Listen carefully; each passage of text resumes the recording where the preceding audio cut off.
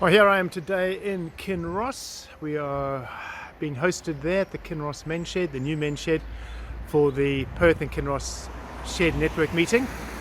Behind me you can see a wonderful man who's been held in high esteem in the village.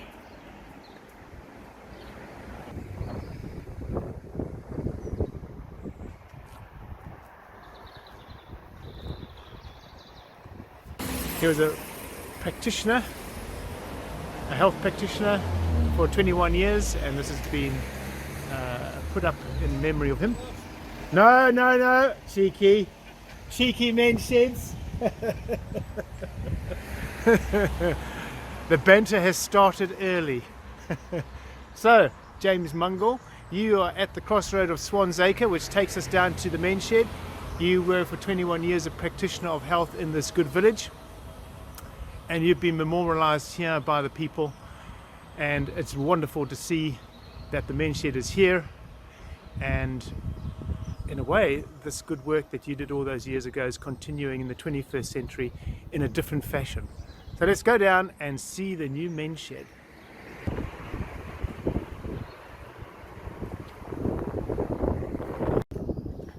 And I see the sign over here, KDMS MS, and this is the new home of the Kinross and District men's shed. A fine looking building.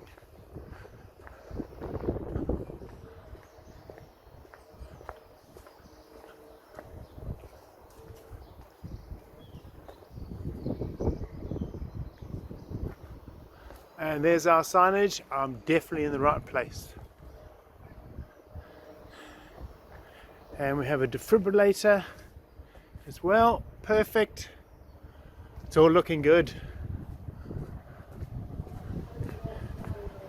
And the shedders are leaving the cars. E-bikes. What a great building.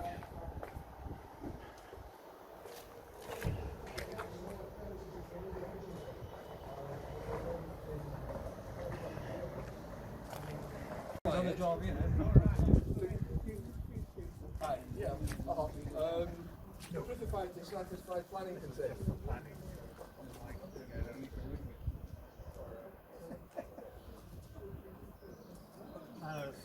Cladding the container.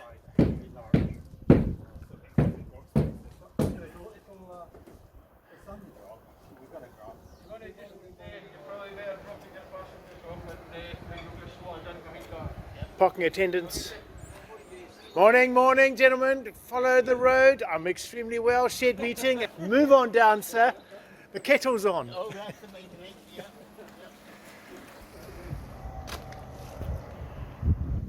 Right, let's go inside. The meeting is finished, and let's go inside and see, have a walkabout of what actually is here in the new men's shed. Aha! Well, good afternoon. Welcome to the men's shed. Thank you very much. And who may you be, sir? Bob? Andrew and Bob. Yes, aye. Good to see you. Lovely. You like to have a look around? I love to have a look around. Amazing looking shed. I went to your last shed, which was a huge, big ex-wine warehouse. This is looking a lot cozier to start with. Oh yes. Anyway, very different building. What's the history, briefly? It used to be a school way back in the early 1900s. It was variously then a church hall, then there was a carpet warehouse in it, and the most recent use was as a satellite for Perth College, where they ran night classes and day school during the week. They closed down, they withdrew all their satellite buildings from around the area and closed this down. It lay vacant for a couple of years, and we have been fortunate to acquire it. We have ownership of the building, courtesy the Margaret Thompson Charitable Trust, a very well-known local trust. Wonderful. Anyway, like to have a look around? Please do. Lead on, gentlemen. Right. Okay, in here we have our social area.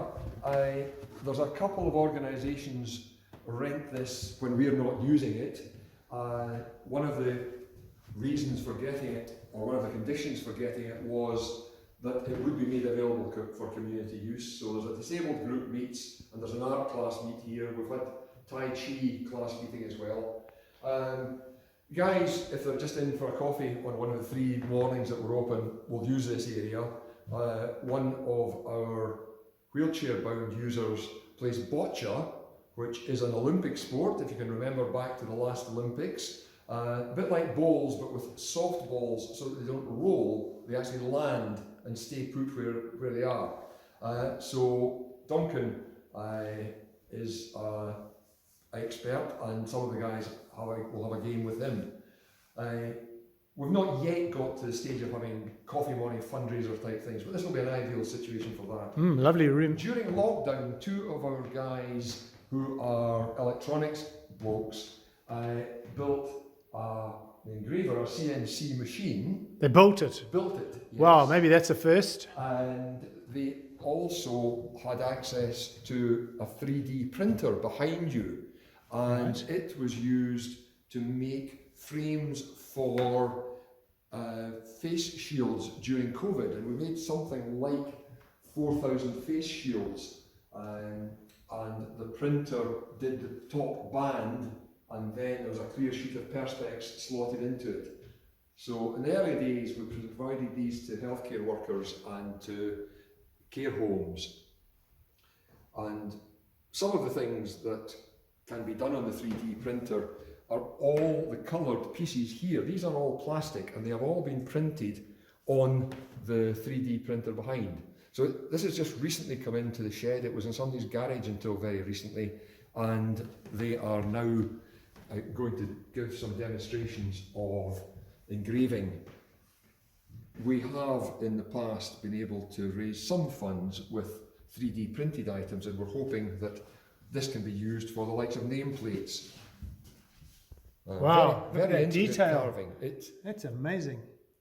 It is a small router that's on it, but it can also be used with a laser. So, social area, as I say, and at the front we have an office and a craft room.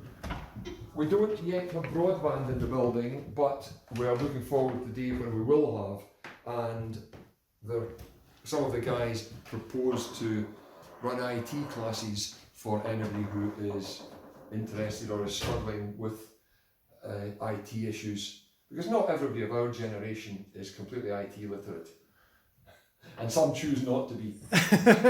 Andrew's over by the craft room. And here we're working on a project to repair a doll's house. And all the windows that have been replaced in the doll's house have been made on the 3D printer. Well, that's getting a lot of use in this shed then, this Indeed. 3D printer technology. Yeah? So it'd be quite nice and quiet in here for the guys to get on with their stuff as well. There There's we one go. of the windows. Fantastic. Our secretary does a bit of stained glass work, and he has done classes before on that, so I think the aim is to get that going again. But it would also be a quiet area just for... Yeah, and away from dust and everything else. Yes. You know, maybe modelling and things like that also guys Yes. seem to like. We've also got 2 workshops, however. Now there's a surprise. Yes. A bit more limited than in our previous premises. Yeah. Obviously there's toilets, there's a disabled toilet, and then there's another toilet round the corner. And this is an area that Andrew has been working in a fair bit with Tom Wilson, who started off bike repairs, etc. Oh yes, the famous electronic bikes. So That he- basically we started here with repairing bikes, doing bike maintenance, and now the majority of our work is converting bikes to electric. So Wow. members bring their bikes for conversion, and we occasionally get from a local manufacturer bits and pieces of bikes that are surplus to requirements, and we will build a bike, convert it, and sell it, and it provides good funds towards the shed. Yeah, absolutely. I mean, I'm just looking at the quality of the bikes for one, and we heard today that the chairman of the Comrie Men's Shed came and got his bike from you guys as well. So supporting sheds between sheds now with these e-bikes. But also on top of that, we also, we had a couple who brought in a brand new folding tandem bike, which we built up and converted to electric, and off they went on a tour of Scotland. Wow, really? In addition to bikes, we also repair and sell mobility scooters and even lawnmowers. Anything on a mechanical bent. And you're still working with that local company to give you the Yes. packs and stuff, are you? Yes, They're still supporting. Excess that they don't need, they give it to us. Free of charge, which saves us money and helps us towards our funds. Yeah, absolutely, and benefits the community. I mean, the health side of it, what I heard, largely was also, I don't know whether it's still taking place here, shedders can use them on the weekends. They can take bikes out that belong to the shed. It gets them to go out with younger members of their family, maybe or the grandkids, which they couldn't use before because of their knees or whatever as we're getting older. And that's building that family, that community unit again, thanks to all these bikes, these e-bikes. Well, we have bikes in our container which are for use of the members. So we have. We'll have a look at that later. We'll be on the walkabout. yes. Yes, indeed. Okay. We'll have Great. the key for it because I'll John's get the key locked for you. up. Right. Right. Okay, come on through to the woodworking shop. One of the problems that we have had over the years is donated equipment that is probably quite surplus to our requirements. And these shelves here are our short-term storage where we decide what to do with things. Leaf vacuum up there, and we've got several sets of roof bars, and boxes of drills and planers and Yeah. routers. We have more than we need. So Always a good place to be in. More than you need. Yes. Oh yes. Uh-huh. So come on through to the woodworking shop.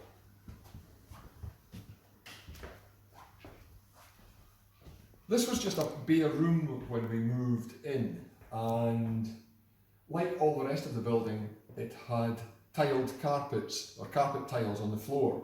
Now that wasn't really going to be very suitable for a woodworking shop. And dust extraction, etc. and Yeah. so forth, Yeah. big problems. Yeah. So Andrew actually had this removed from his house, which is engineered flooring. It's not laminate, it is real wood. Wow. And we laid this, and before we ever kitted out any of the workshop, a lot of the tools have been donated. There's very little has been bought, even the electrical machinery. In fact, in here there's only two things that we've bought, a sander and also a shop vax, which is behind you. The rest has all been donated. One of the problems with that is that you don't know the quality or the history of the equipment. Yeah. And the bandsaw that we have over here was a donation from a member, but it's had to be completely refurbished. We've had to replace bearings, we've had to replace tyres on it. Sure. The latest is a drive belt we're having to replace. So that has run into a bit of expense. But we would have had access to some funds to buy something new like that, but it didn't seem sensible when we had something that could be made serviceable with relatively small expenditure. Most of the tool racks and boards on the wall and this bench came from a joiner's workshop. He had died, the widow came to us asking for help to disburse things. So we're just getting up and running in terms of trying to encourage guys to start doing projects again. There was a time when they were making benches and garden boxes and bird tables and so forth in our old premises, where there was plenty of room. They could spread out and take as much space as they like, whereas in here we're going to have to be more constrained and more controlled. But we've got a lathe, and there was some wood turning done in the floor shop. I'm a wood turner, so I'm expecting to do some tuition in wood turning. But so far, somebody's made up a bird table, and then there's also been somebody who's been repairing this wooden dump truck on the wall. So we look forward to building up expertise amongst the members. We've not gone for a big commercial dust extraction system. Many of the sheds, particularly Comrie, have a massive, great circulatory dust extraction system with a big, powerful extractor on the end of it. But until we know what our guys actually want to make, it's difficult to gear up for a situation that might never happen. Yeah, sure. Because a major dust extraction installation can be quite expensive, and I'm not sure that with the size that we have, that would be justified. Yeah. So we've bought what's come by reputation, new dust vac, and we have an existing small drum extractor which will work with the saws or with the bandsaw as well. But that we saw demonstrated at a local business, and for a couple of £100 we reckon it's going to be Do the very business. versatile Yeah. machine, and it will fit any of the dust producing pieces of kit. Well, I've seen recently on some of the much bigger sheds in our workshop that's 3-4 tons this size. The guys have actually gone for 4 of those, which they can wheel around to the workstations rather than having the big systems as well. And that's a new build. And they've also gone for this route. So there might be something in that. Yes. Flexibility. Yeah. Well, I've seen Stonehaven's shed, and that's a marvellous installation, but it's akin to a commercial workshop. It is, and it's a massive room. Oh, yes. Yeah. But I can't see us ever getting to that stage. Well, not in this building. Not because of the size. No, you're right, yeah. This is for hobbyist work, really. Yeah. Um, Yeah, very different to the last massive shed that you Oh, had. yes. Yeah, very different Completely. spec. yes. Yeah. So we've also got a storage container outside which Andrew has opened up for you. Right, let's go and have a look. We'll just go out the emergency exit, I think, for Sure. convenience.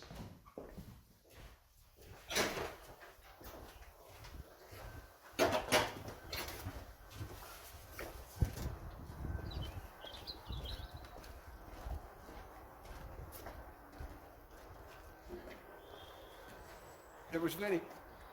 Right.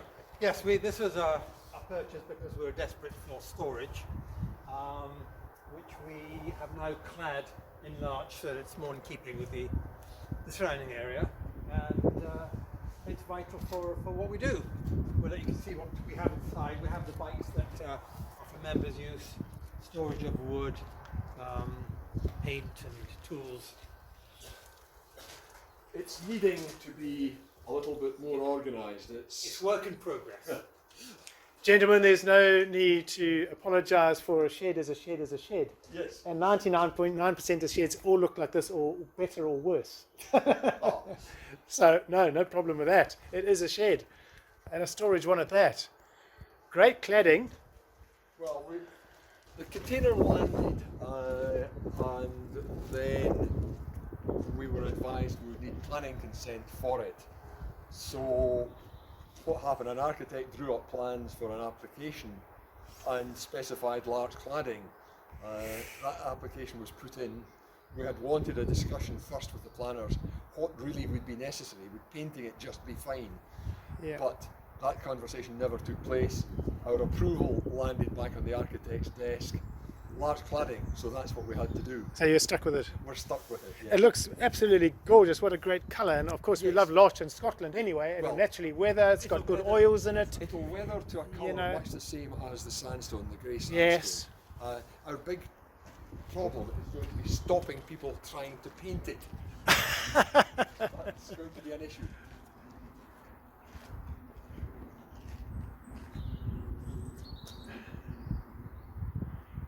And I see you've still got the yellow banana mobile, as I used to call it. suspect that this will be the envy of many sheds. Yes, it Although is. it's history, Andrew, I think do you're you? the only one who has one, It was actually. donated by a local garage. It was, yeah. They still look after it too. They do. Aye. Wow, fantastic.